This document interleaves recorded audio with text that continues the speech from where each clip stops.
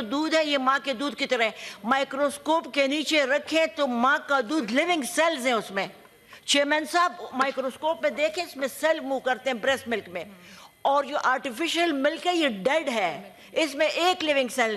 ہم چاند تک پہنچ گئے ہیں لیکن ماں کی دودھ کی طرح دودھ ابھی نہیں بنا سکے. یہ قدرت کا کرشمہ ہے اور یہ بنا کے لے آئے ایک, تو پھر میں I'll be the first one کہ میں کہوں گی کہ لکھو.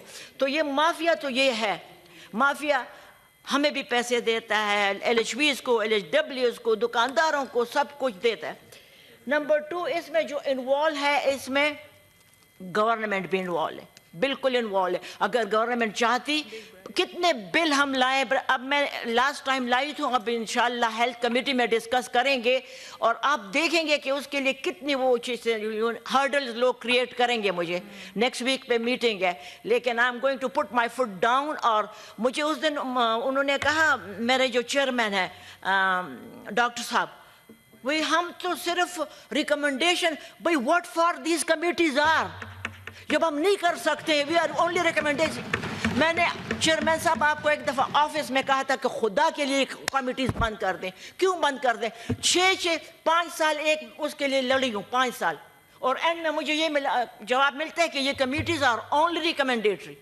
بھئی ریکمنڈیشن تو یہاں سے بھی جاتی ہے, then why we should sit there, why we should waste money, اتنا پیسہ خرچ کر کے اینڈ میں یہ جواب ہوتا ہے. تو government is equally responsible. Number 3 پہ میڈیا بھی ایکول, میرے کولیگ بیٹھے ہیں, میڈیا نے ایکولی بیڈ پارٹ ادا کیا ہے. آرٹیفیشل خدا کے لیے جیسے قرآن شریف میں لکھا ہے, جیسے ہم کہتے ہیں, اور 100 بلین جو ہم باہر بیٹھتے ہیں, فری ملک ہے, and breast milk is totally free of cost, ایک پیسہ نہیں لگتا. اینڈ مجھے لوگ کہتے ہیں کہ بھئی ڈاکٹر ہو تم, ڈاکٹر کے سامنے ایسی باتیں کرو اور سینٹ میں نہ کرو. میں کہتی ہوں ہر وومن کے پاس 2 بریسٹ ہیں, اس میں کیا بری بات ہے, اس میں غلط بات تو نہیں ہے نا, کہ نہیں ڈاکٹر کے سامنے کرو, سینٹ میں نہ کرو. فری ملک اویلیبل ہے تو کیوں آپ ٹینس میں؟ اس بیکاز جیسے میری کولیگ نے کہا کہ ہمارے بیچاری عورتوں کو جو غریب ہے ان کو یہ اچھے تصویریں, موٹے بچے, وہ موٹے بچے جو ہوتے ہیں وہ ماں کے بچے ہوتے ہیں, ماں کے دودھ کے بچے, ناٹ آف دا آرٹیفیشل ملک.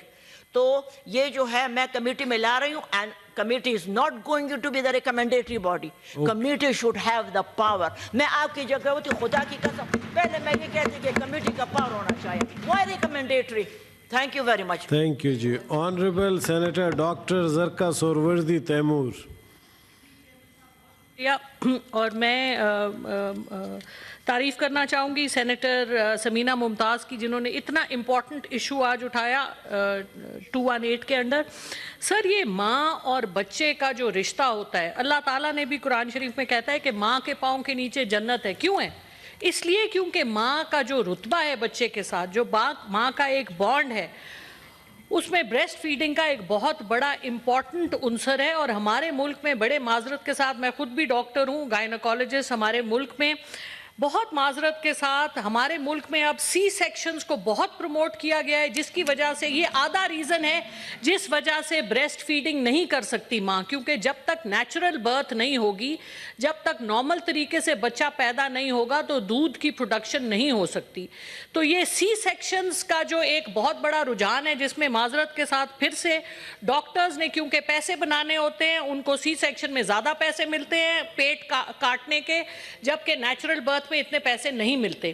دوسری بات یہ کہ اس میں ڈاکٹرز کی آسانی ہو جاتی ہے, وقت آپ خود معین کر لیتے ہیں, ورنہ اگر نارمل برتھ ہو تو اس میں وقت کا اس طرح تعین نہیں ہو سکتا, رات میں بھی ہو سکتی ہے, دن میں بھی ہو سکتی ہے. تو ہمارے بہت اچھے گائنیکالوجسٹ ہیں پاکستان میں. اس کے حوالے سے ہمیں یہ بہت سیریس ایشو ہے جس کی وجہ سے بریسٹ فیڈنگ اس ملک میں نہیں ہو رہی, ایک. اور دوسری وجہ یہ کہ یہاں پہ پرچار ہی نہیں ہوتا, یہاں کوئی بتاتا ہی نہیں ہے کہ ماں کا بچے کو 2 سال کم از کم 2 سال دودھ پلانا بہت ضروری ہے, کیونکہ اس میں بچے کو پروٹیکشن ملتی ہے بیماریوں سے, ڈائریا سے, جو کہ نیونیٹل ڈیتھس, جو پہلے سال میں جو اموات واقع ہوتی ہیں, اس میں بہت زیادہ پروٹیکشن ملتی ہے بچے کو, اور جو موسمی بیماریاں ہوتی ہیں ان سے بھی بہت پروٹیکشن ملتی ہے. سو بریسٹ فیڈنگ کا جس طرح سے جتنا زیادہ پرچار ہمارے ملک میں ہونا چاہیے, ایسا ملک جس کی جس کا اس وقت گروتھ ریٹ جو ہے وہ 2% سے زیادہ ہے. اتنی ہماری اس وقت ٹوٹل پاپولیشن 60 سے 70% جو ہے وہ 30 سال کی عمر سے کم ہے, اور بچوں کی ذہنی نشو و نما بھی نہیں ہو سکتی. جس بچے کو ماں پلاتی ہے وہ بچہ ذہنی طور پہ بھی سٹرونگ ہوتا ہے, فزیکلی بھی سٹرونگ ہوتا ہے, اور ماں بھی بہت سے کینسرز اور بہت سی امراض سے بچ جاتی ہے. تو اس کے اوپر بالکل ہم لیجسلیشن بھی لے کے آئیں گے اور اس ایشو کو اٹھانا چاہیے. اور بالکل میں سینیٹر مہتاج روحانی سے بالکل اگری کرتی ہوں کہ ایسی کمیٹیاں, معذرت کے ساتھ ایسی سینٹ کا کیا فائدہ جہاں پر ہم ایفیکٹو نہیں ہو سکتے. سر وی مسٹ بی ایفیکٹو. ہمارے یہاں پہ آپ دیکھیں آج ایک منسٹر صاحب بیٹھے ہیں, ہمیں روزانہ غلط ہمارے سوال کے جو جواب آتے ہیں, منسٹریوں کے جو اہلکار ہیں ہمیں غلط جواب بھیجتے ہیں.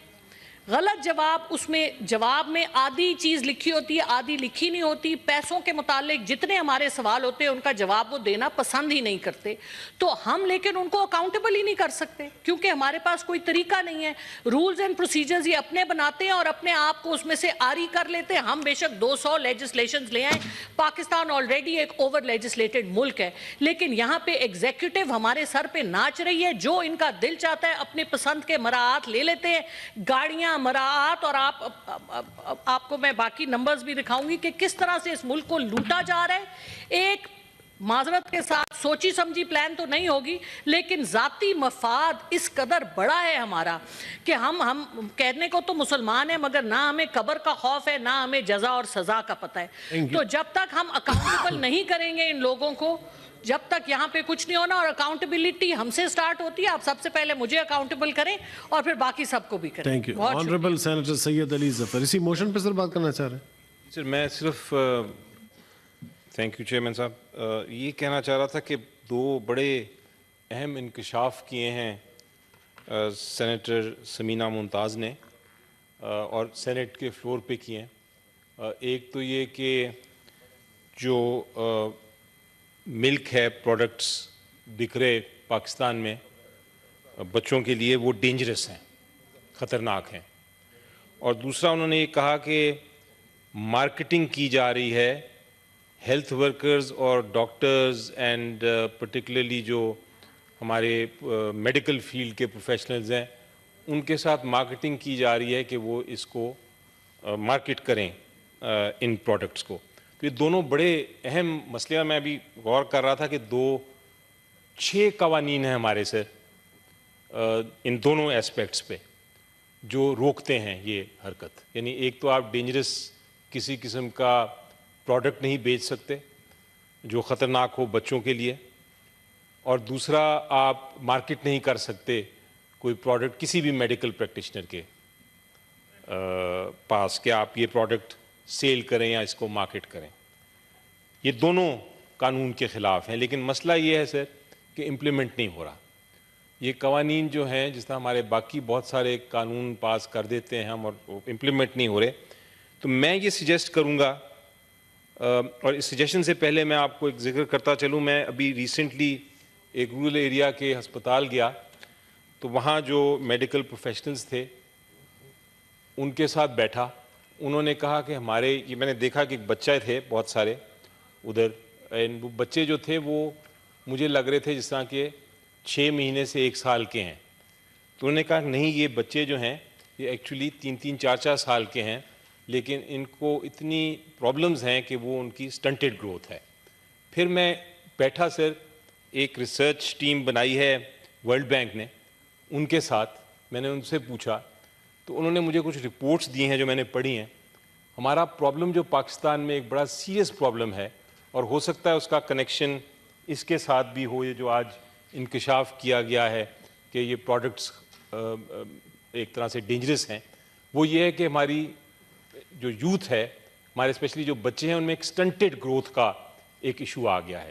سٹنٹڈ گروتھ کا مطلب یہ ہے کہ آپ کی جو آپ کی گروتھ ہے, جو آپ نے بڑھنا ہے, وہ سٹنٹ ہو جاتی ہے, اور آپ وہ اس طرح نہیں کمپیٹ کر سکتے دنیا بھر میں, چاہے وہ کوئی بھی فیلڈ ہو. اگر آپ کی ایک نیشن میں یہ ڈیزیز آ جائے, اور وہ آ رہی ہے, اس کی وہ وجہ بتاتے ہیں پانی کی پرابلمز. لیکن یہ جو آج انکشاف کیا ہے اس پہ مجھے کنسرن ہوا کہ شاید یہ بھی اس کے ساتھ کنیکٹڈ ہو. میں سجیسٹ یہ کروں گا سر کہ پہلے تو جواب لیتے ہیں کہ کیا یہ جو ایلیگیشن لگی ہے, جو الزام لگا ہے, یہ کس حد تک درست ہے اور کس حد تک حکومت نے اس کے اوپر کچھ کام کیا, اور اگر نہیں کیا سر تو آئی تھنک ایک کمیٹیز کو ہم کہہ تو رہے ہیں کہ کمیٹیز امپلیمنٹ نہیں کر سکتی, لیکن کمیٹیز کا ایک بڑا امپورٹنٹ اہم رول ہوتا ہے اور وہ ہے ایکسپوز کرنا. تو میرا خیال ہے کہ اگر یہ کمیٹی کے پاس یہ ایشو جائے اور وہ پوری طرح یہ ساری جو ٹیکنیکل لوگ ہیں ان کو بلائیں اور بلا کے سنیں اور پھر ایک اس کا ایکسپوزے یا اس کا ایک رپورٹ دیں, تو میرا خیال ہے ایک سینٹ کا بڑا کردار ہوگا اس ایشو پہ. Thank you sir. جی سینیٹر فوزیہ ارشد صاحب ایسی پہ بات کرنا چاہ رہی ہیں؟ جی بہت شکریہ, تھینک یو سو مچ. یہاں سب نے فارمولا ملک کے لیے اس کے خلاف بات کی ہے ریگارڈنگ کہ فارمولا ملک جو ہے وہ بچوں کے لیے کتنا مضر ہے. سب سے پہلے تو ہم اگر دیکھیں تو وہ بہت ایکسپینسو ہے, it is not natural, and organic چیزیں جو ہوتی ہیں وہ آپ کی صحت کے لیے بہت مفید ہوتی ہیں.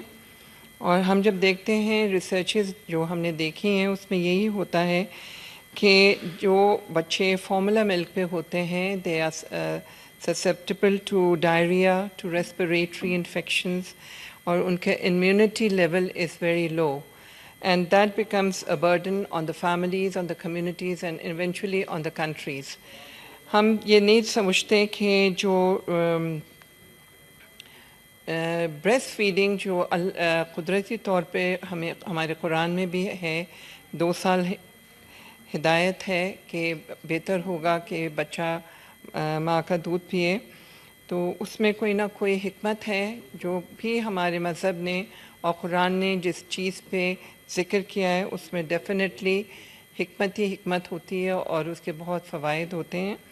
اسی لیے اگر ہم دیکھتے ہیں کہ جب ماں اور بچہ when the child is being breastfed, the child and the mother, they develop a bond. That bond is not only good for the health, physical, but it is very essential for the نفسیاتی طور پہ بھی بچوں کی نشو و نما کے لیے ایک بانڈ جو ماں کا شروع سے ہوتا ہے وہ بہت ضروری ہوتا ہے, کیونکہ ایک یہ جو بانڈ بچے اور ماں کے درمیان پیدا ہوتا ہے اس سے بچوں کے اندر ایمپتھی, کانفیڈنس بلڈ اپ ہوتا ہے بچے میں, اور بچے کے لیے جتنا بھی ماں تھکی ہوئی ہوتی ہے ٹائم نکال کے اس کو اٹینشن دیتی ہے, which is very very important. جو ہم یہ سمجھتے ہیں کہ ابھی تو بچہ چند ماہ کا ہے, یہ جو ساری باتیں ہم کہہ رہے ہیں یہ اس کے لیے کیوں کر اتنے مفید ہوں گی. in the long run when we see کہ جو young mothers جو آج کل کی modern mothers ہیں, due to many reasons they are not practicing breastfeeding, and mainly like Dr. Zarqa said کہ C-section is very common. Obviously اس کے پیچھے اگر آپ پس منظر میں دیکھیں گے تو اس میں جو ڈاکٹرز ہیں وہ اپنی کمائی کے خاطر نیچرل برتھ کو زیادہ پریفر سی سیکشن کو کر دیتے ہیں. It becomes a commercial anti now.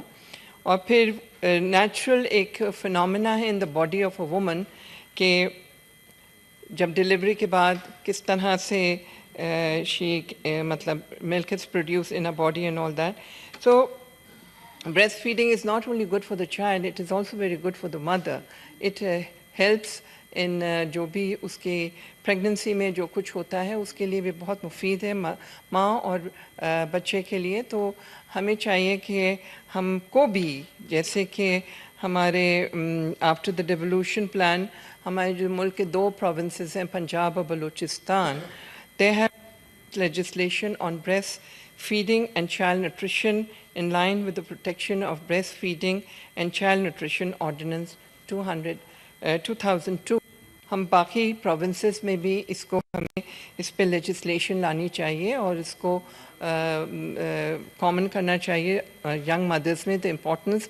اور ہمیں چاہیے کہ اسکول کالجز میں بھی خاتون کو, لڑکی کو بتانا چاہیے کہ کیا کیا چیزیں اس کی صحت کے لیے مفید ہیں, اچھی ہیں, کیا پریکٹسز سے आपको, आपकी बॉडी को भी, आपको जहन को भी, आपके जो बच्चा जो आपकी मुल्क का, आपकी कम्युनिटी का, आपकी अपनी फैमिली के लिए एक डेवलपमेंट करेगा, उसकी अगर बचपनी बीमारी से गुजरेगा तो कहाँ कर वो एज पर रूल्स।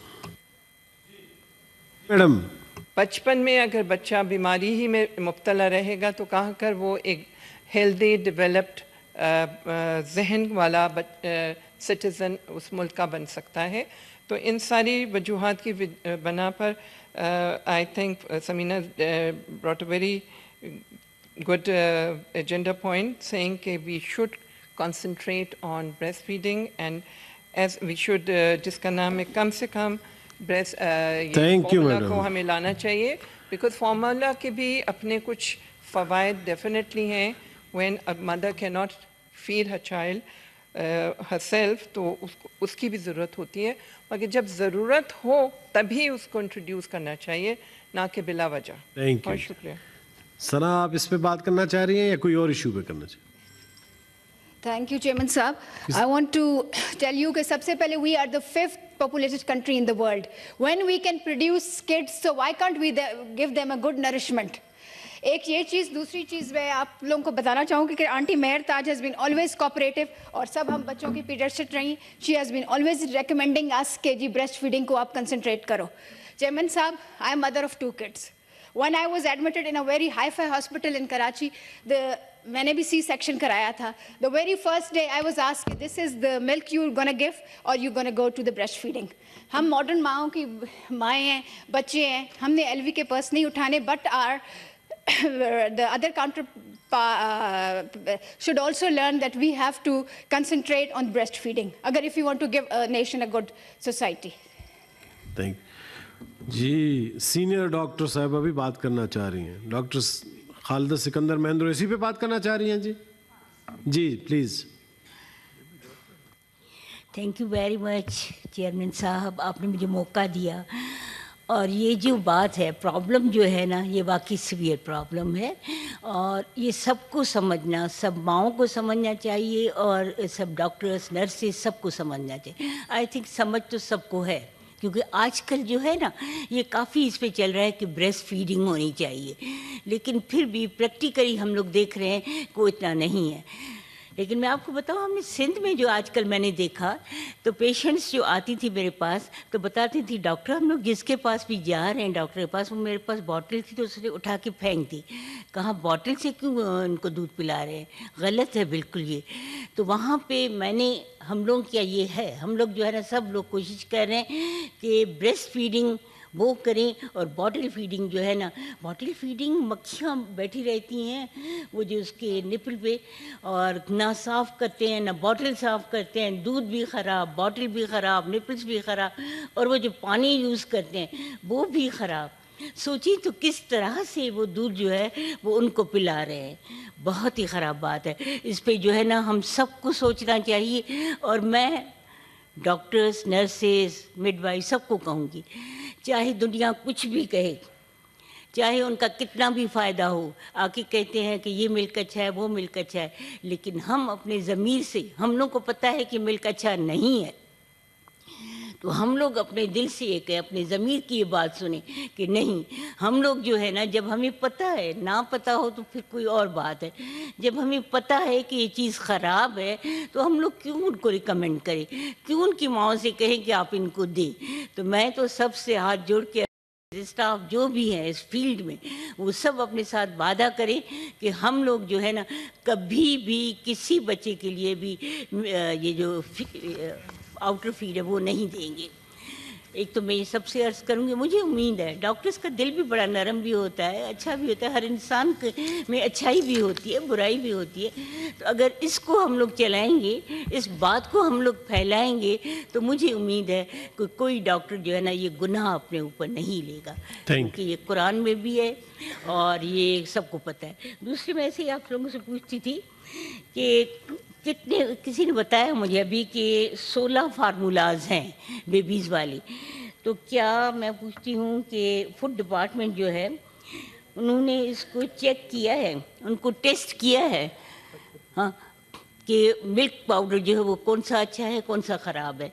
तो फूड डिपार्टमेंट से भी कहेंगे वो सारे मिल्क पाउडर्स वो चेक होने चाहिए, टेस्ट होने चाहिए कि कौन से जो है वो ख़राब है, उनको बंद कर देना चाहिए। ये दूसरी बात। तीसरी बात जो बहुत अच्छी अच्छी बातें इन लोगों ने कही, बहुत ही अच्छी, मेरी तो छोटी अकल इतना नहीं, लेकिन ये बहुत बातें की। तो तीसरी बात मैं ये कहूँगी कि ब्रेस्ट फीड से मैं तो कहती हूँ कि जब बच्चा माँ की छाती से लगता है तो बच्चे को जो है ना एक सुकून, एक प्यार, एक मोहब्बत जो दूध मिल रहा है ना, तो वो भी जो है ना वो बहुत ही प्यार से मिल रहा है, तो बच्चों में प्यार डेवलप होता है। अगर बच्चों को प्यार मिलेगा ही नहीं तो वो कहाँ से प्यार देंगे। तो दूसरी बात ये है कि बच्चों को प्यार मिलता है, सुकून मिलता है, बच्चे खुश हो जाते हैं, उनकी नेचर भी अच्छी होती है।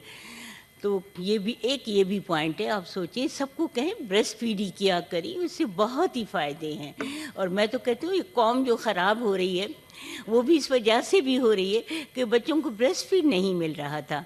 अगर ब्रेस्ट फीड मिले, प्यार मिले, तो ये बच्चे भी जो है ना प्यार वाले, एहसास वाले, सबका ख्याल करने वाले होंगे। Thank you very much. हाँ, बहुत अच्छी अच्छी बातें तो सब लोग। Honourable minister for parliamentary affairs please. बहुत शुक्रिया चेयरमैन साहब। पहले तो कुछ हक़ाइक़ दे दें कि जो वज़ारत है साइंस और टेक्नोलॉजी, उसका एक मातहत इदारा है Pakistan standard and quality control authority. ये वो इदारा है। जी no cross talk please. Ji minister साहब। अब सेनेटर मुश्ताक साहब को बहुत सारे करप्शंस के गढ़ नज़र आते हैं। अब मुझे नहीं पता कि निगरान हुकूमत ने कितने कायम किए हैं और पहले से कितने मौजूद हैं। चेयरमैन साहब, ये इदारा है जिसका काम है कि जो दूध हम दरामद करते हैं उसके मयार का तयन करे, और इस इदारे का एक विंग है जिसको स्टैंडर्डाइजेशन विंग कहते हैं।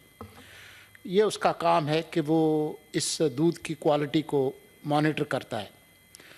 जो इदारे बनाते हैं उनके अपने रूल्स रेगुलेशंस हैं, लेकिन जो हकीकत है वो ये है कि पाकिस्तान इस तरह का फार्मूला मिल्क बहुत कम बनाता है, और जो हम दरामद करते हैं उस पर कोई 3 करोड़ 40 लाख डॉलर जो है वो हम खर्च करते हैं।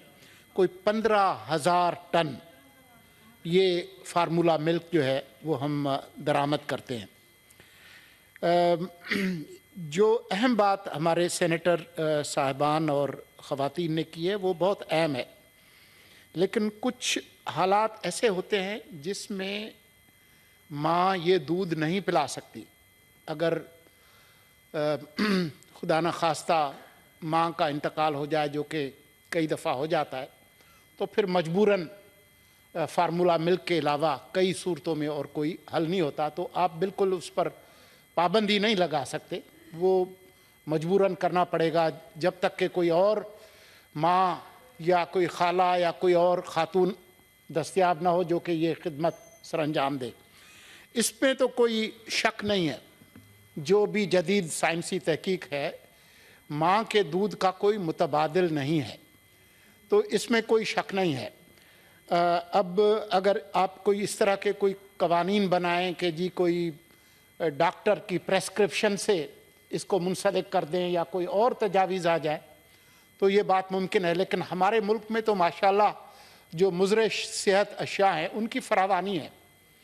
हर तंबाकू की डब्बी पर और सिगरेट की डब्बी पर लिखा होता है और कैंसर वाली तस्वीर भी लगी होती है, लेकिन हम ये काम कर रहे हैं, तो उस पर भी जो है वो कोई लग सकती है। लेकिन एक अहम चीज़ मैं बताना चाह रहा था कि वैसे हमारा मुल्क जो है वो दूध पैदा करने के हवाले से बहुत अहम मुल्कों में शुमार होता है। हम 4था नंबर है दुनिया में दूध पैदा करने के हवाले से। तो जो गाय का और दूध का और इसका भैंस का जो दूध है, बकरी का, वो भी मौजूद है। तो اس پہ کوئی اختلاف نہیں ہے، لیکن یہ جو بات ہو رہی ہے نا کہ لوگوں کی تعلیم کریں، تو پھر یہ معاملہ صرف سائنس اور ٹیکنالوجی اور خوراک کی وزارت سے نکل کر یہ اطلاعات و نشریات اور ثقافت اور ان پر بھی آ جاتا ہے کہ جی، اور علماء پہ بھی اور تمام پوری سوسائٹی پہ کہ جی پورا معاشرہ اور اس کے تمام جو ارکان ہیں وہ جب تک اس کی تعلیم نہیں کریں گے کہ یہ کتنا ضروری ہے ماں کا دودھ، تب تک یہ بات جو ہے وہ ممکن نہیں ہوگی. بہت شکریہ چیئرمین صاحب. Motion has been talked out. Sit down, doctor. Please have a seat. Thank you. Honorable Senator Zarka Sorwardi Taimur, please move the motion. Dr. Sahaba, please tashrif rakhein. Tashrif rakhein, kya na? Ji. बिस्मिल्लाहिर्रहमानिर्रहीम. Sir doctor मेहर ताज को बात करने दे sir, एक sentence ही उन्होंने बोलना है. बोले उन्होंने अपनी तकरीर शुरू की. जी क्यों? She has to sit. Sit down, doctor साहबा प्लीज. जी जी बहुत शुक्रिया चेयरमैन साहब. मेरी जो मोशन है वो है कि उर्दू में ही पढ़ूं सर. जी मोशन उर्दू में पेश करना चाह रही हूँ इसलिए. जी मेरी मोशन मैं सेनेटर डॉक्टर ज़रका सोरवर्दी तैमूर ये तहरीक पेश करती हूँ कि ये ऐवान हुकूमत के गैर तरक्याती जारी अखराजात को कंट्रोल करने के लिए ज़राए को ज़ेर बहस लाए. सर ये बहुत ही इम्पॉर्टेंट इशू है और इस हवाले से मैं ये FBR का एक नोटिस है जो आपके गोश गुजार करना चाहती हूँ चेयरमैन साहब. ये 15 जुलाई 2022 यानी जो PDM नाम नेहाद 13 जमातों का जो था गठजोड़, उसकी जो हुकूमत थी जिसके प्राइम मिनिस्टर शहबाज शरीफ साहब हमारे बड़े ऑनरेबल थे, उसमें 15 जुलाई 2022 को ये मेमोरेंडम इशू किया गया जिसका टाइटल था austerity measures for financial year 22 to 23. और इसमें ये मैं आपके सामने दिखा रही हूँ, ये FBR का फाइनेंस डिवीजन का एक्सपेंडिचर विंग का था, जिसमें जो बातें उन्होंने पॉइंट आउट की थी, उन्होंने कहा था there shall be a complete ban on all types of vehicles purchase from current and developmental budget except utility vehicles. There shall be also be a ban on creation of new posts except those required for developmental projects. Sir लेकिन ये हमने जो हुकूमत देखी, हम तो अपनी senate और नेशनल असेंबली में हमने देखा कि 2022-2023 में इतनी भर्तियां हुई सर, और इतने हैं उसके ऊपर तो किसी ने नहीं पूछा सर. इतनी गाड़ियां आई, प्राडो गाड़ियां मिनिस्टर्स के लिए. अब हम इस पे भी लेजिस्लेशन आना चाहेंगे कि ये मिनिस्टर्स कितने ट्रिप्स बाहर कर सकते हैं. जब एक कोई प्राइम मिनिस्टर या मिनिस्टर बनता है या SAPM बनता है, कितने ट्रिप्स कर सकते हैं मुल्क से बाहर, क्योंकि ये नॉन डेवलपमेंटल एक्सपेंडिचर है. और हम ये देखते हैं कि जिस तरह अभी हमारे बहुत ऑनरेबल हमारे सेनेटर ही थे, हमारे जो इस वक्त के प्राइम मिनिस्टर साहब हैं, वो अभी गए हुए हैं और उनके साथ 150 लोगों का एंटूराज है. जब ये हमारी हुकूमत के लोग बाहर जाते हैं, इनके साथ जो, और एक दिन के नोटिस पे सर इनके प्रोग्राम्स भी चेंज होते हैं. मुझे फॉर्चुनेटली किसी ने बताया कि जब कोई प्राइम मिनिस्टर या उसके ओहदे का कोई बड़ा पाकिस्तान का ऑफिस बेरर, जब वो एक दिन के नोटिस पे अपना प्रोग्राम चेंज करते हैं मुल्क से बाहर, तो कम से कम $1.5 मिलियन का खर्चा एक्स्ट्रा होता है. उसमें क्या खर्चा होता है कि जो जहाज़ आपका होता है जिस पे आप जाते हैं, उस जहाज़ की एयर स्पेस 24 घंटे के अंदर आप लेते हैं. आप एयरपोर्ट पे पार्किंग के पैसे जो कि डॉलरों में बहुत ज़्यादा होते हैं, फिर जो एंटूराज होता है उसके होटल की स्टे जो कि 24 घंटे की नोटिस पे जब आप होटल में कमरे लेते हैं तो इतने लंबे लंबे बिल बनते हैं. फिर सर वो जो उनका स्टे होता है और फिर ऑब्वियसली जो वहाँ पर जो भी उनके बाकी काम होते हैं, तो इतना खर्चा एक ऐसे मुल्क के लिए जहाँ हम $1 बिलियन के लिए अपनी इज्जत अपनी वकार को मजरू करते हैं, अपना कशकोल लेके जाते हैं. तो सर इन हालात में और इस तरह के नोटिस इशू करने के बाद इसके ऊपर कोई पूछ नहीं होती, कोई पकड़ नहीं होती. इसमें यह भी लिखा हुआ है कि आप लोगों को नहीं हायर करेंगे.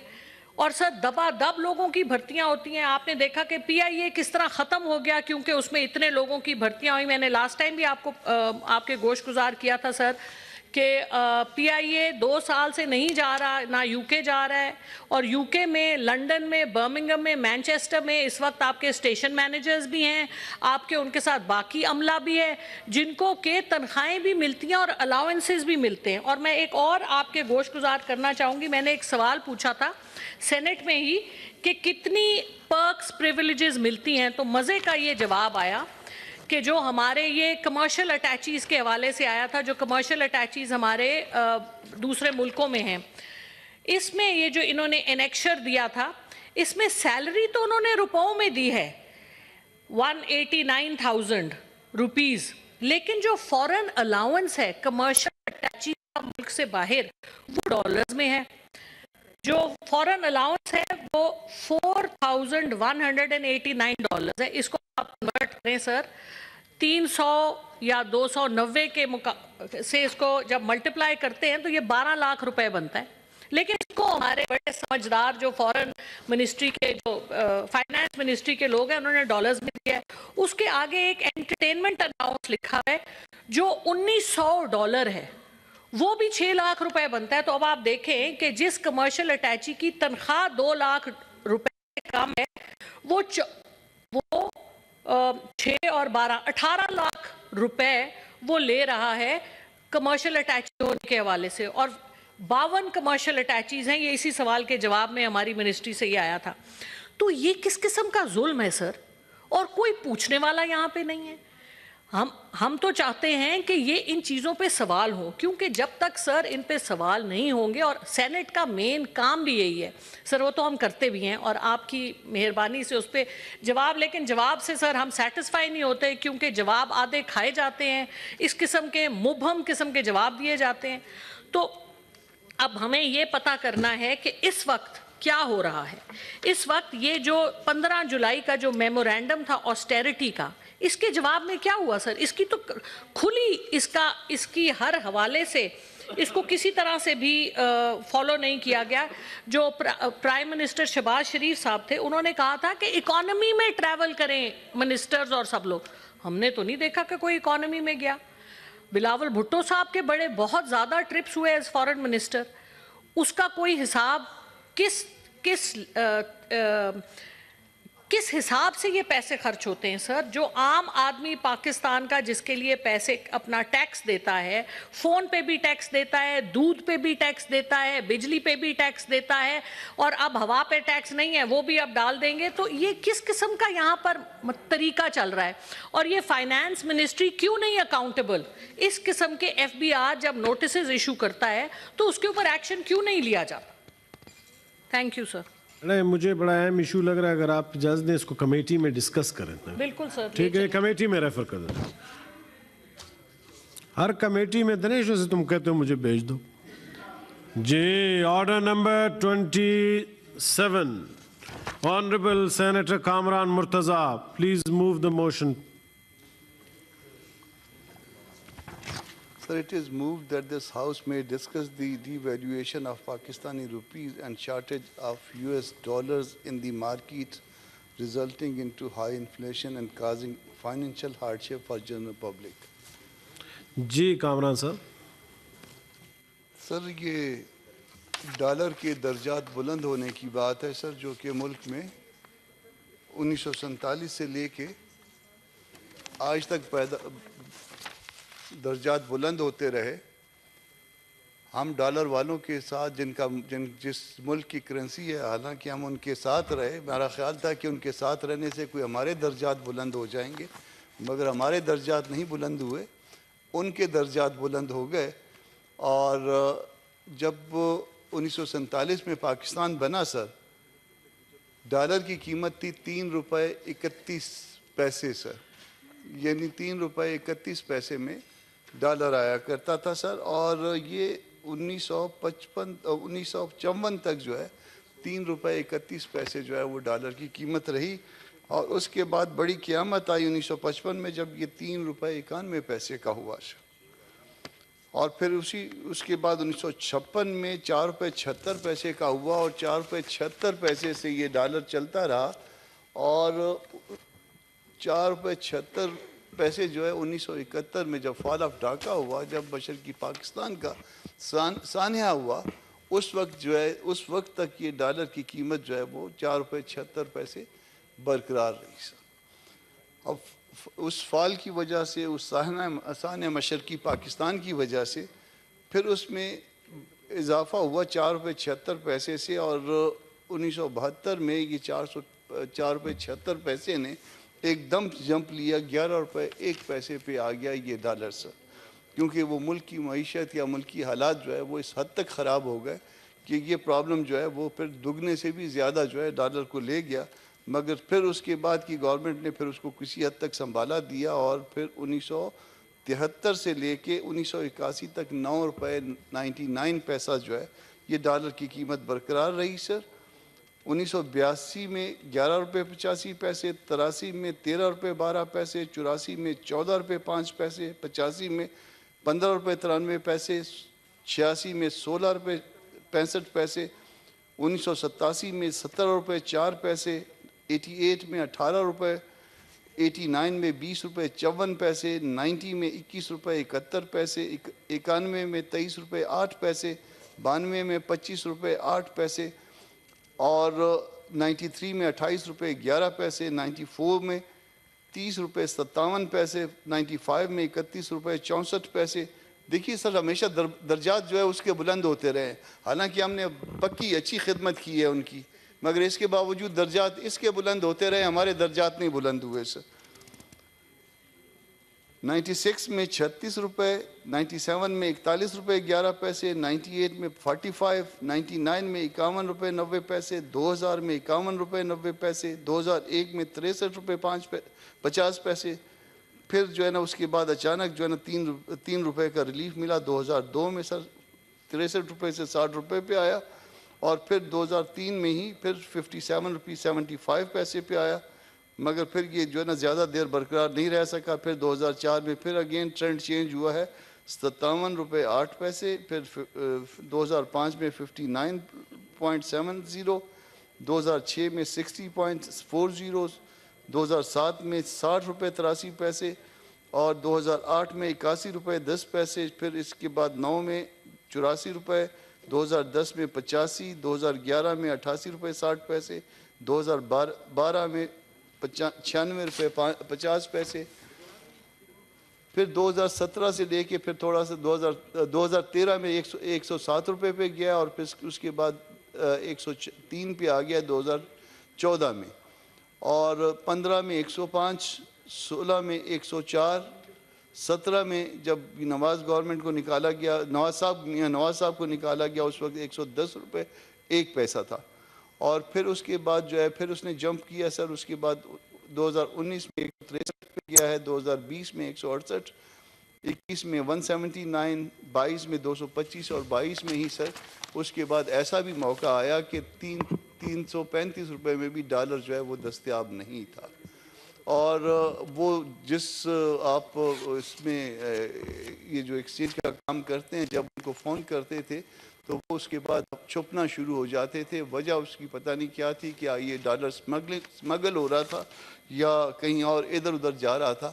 اب بڑی مشکل سے جو ہے وہ اس کو جو ہے وہ کنٹرول کر کے شاید 287 288 پہ لایا گیا ہے، مگر 287 288 پہ یا شاید بازار میں 290 کا دستیاب ہوگا۔ کس طرح سے لایا گیا ہے سر، اس کے لیے کوئی سائنٹیفک طریقہ استعمال نہیں کیا گیا سر، اس کے لیے جو ہے وہ طاقت کا طریقہ استعمال کیا گیا، اور یہ اس ملک میں واقعی طاقت کے اس طریقے سے جو ہے وہ ڈالر کنٹرول بھی ہوا، یعنی 235 سے 290 پہ واپس آیا، اور اس کے لیے طریقہ کیا استعمال کیا گیا کہ سب کو جو لوگ یہ کام کرتے ہیں ان کو لایا گیا، بٹھایا گیا ایسی جگہ پہ جن کا یہ کوئی کام نہیں تھا، اور اس کے بعد 1-2 منٹ کی میٹنگ دی گئی، اور 2 منٹ کی میٹنگ کے بعد جو ہے نا وہ آ کے ان کو بتایا گیا کہ ہم اس پہ اتنا دیکھنا چاہتے ہیں، تو اس کا نتیجہ یہ نکلا، اور پھر سمگلنگ بھی کسی حد تک بند ہوئی سر بہت سے سوالات ہیں اس معاملے میں ڈالر کے حوالے سے۔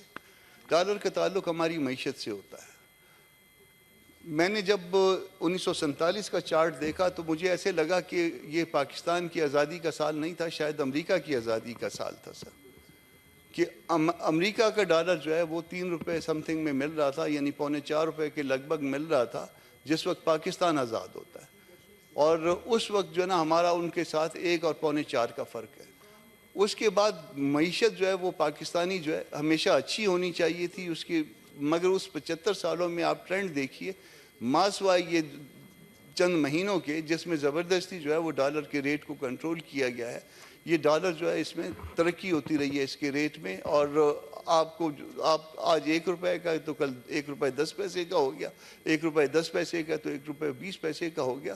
تو کیا کبھی اس ایشو پہ، اس معاملے پہ جو ہمارا فارن ایکسچینج ریٹ ہے، کبھی اس معاملے پہ کبھی بیٹھا گیا ہے، کوئی سائنٹیفک طریقہ کوئی اختیار کیا گیا ہے آج سے پہلے یا ایون آج بھی، اور جو طریقہ اختیار کیا گیا ہے کیا یہ مناسب طریقہ ہے؟ کیا اس طریقے کے ساتھ اس ڈالر ریٹ کو جو ہے وہ برقرار رکھا جا سکے گا؟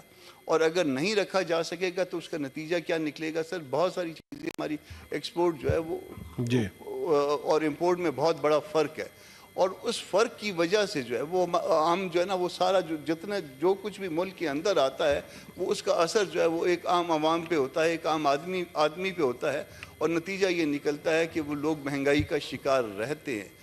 مہنگائی کو اگر کنٹرول کرنا ہے تو اس ڈالر ریٹ کو جو ہے وہ کنٹرول کرنا ہوگا، اور کنٹرول اگر کرنا ہے تو اس کے لیے جو ہے آپ کو درست سمت میں جانا ہوگا، درست طریقہ اختیار کرنا پڑے گا، نہ کہ وہ طریقہ جو آپ نے اختیار کیا اور اب کسی کانفرنس میں آپ نے کہہ دیا کہ جی ہم جو ہے نا اس ریٹ کو جو ہے بہت جلدی 250 پہ لے آئیں گے، مگر جس کانفرنس میں آپ نے کہا یا جس شخص نے کہا آپ اس کو 100 دفعہ جو ہے 200 پہ بھی لے آئیے، مگر وہ مصنوعی طریقہ ہے، مصنوعی طریقے سے یہ ریٹ برقرار نہیں رکھا جا سکتا، مصنوعی طریقے سے ریٹ قائم نہیں رکھے جا سکتے۔